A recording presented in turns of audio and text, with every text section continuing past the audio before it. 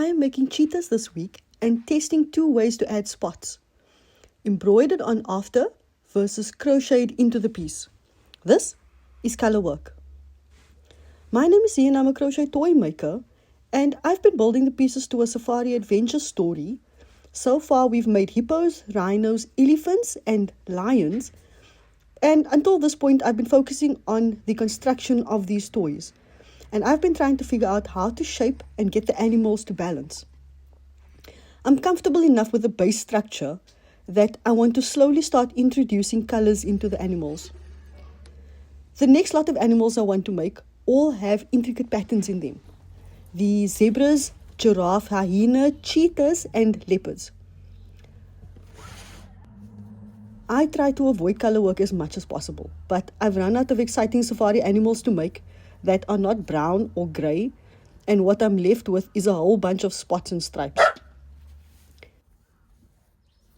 These last 2 weeks I made some lions.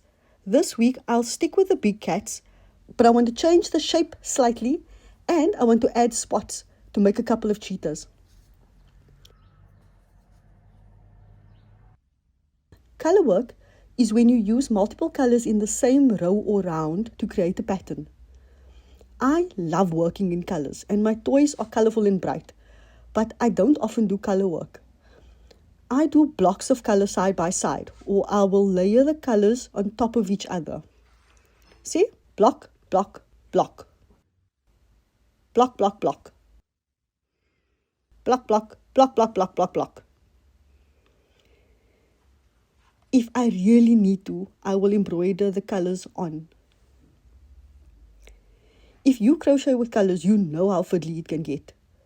These toys are so small that introducing multiple colors at the same time slows the process down. My goal is always to work faster and not slower, as I'm usually crocheting toys on a deadline. And doing color work really slows that process down. It's one thing to change colors on a flat piece, like a blanket or a cardigan, but color work on a 3D piece is another game altogether. This dollhouse project is 2.5 years old now, and these cheetahs will be the first color work toys I'll be adding to the dollhouse. I am not a fan. Here's what I'm testing this week.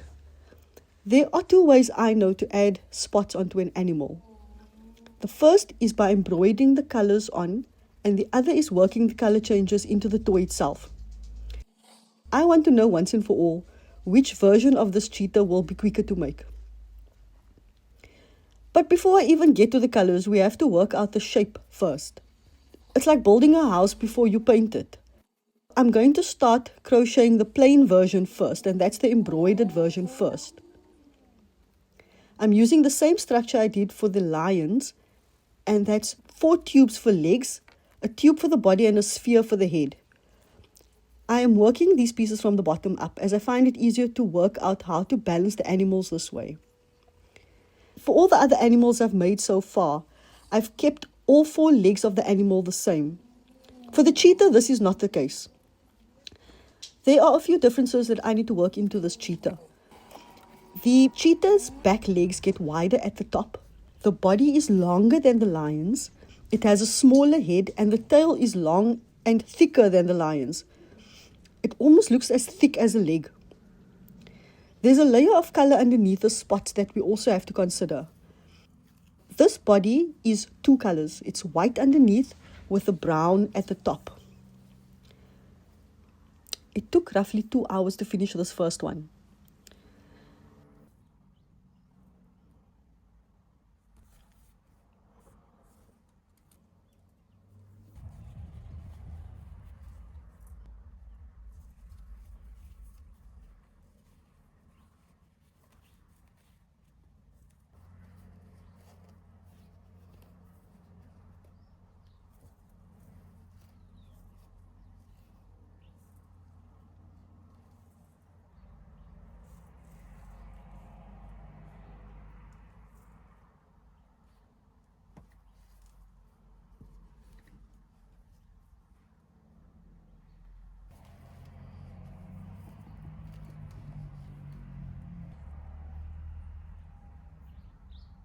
On to the second one, and I don't even know how to explain this, so I'm just going to go with it. Cheetahs have small, solid black spots, and I needed to work the spots into the doll itself. To get this effect, you have to create a repeatable pattern. The second cheetah is an exact replica of the first cheetah, but I worked a dot into every second stitch in the round.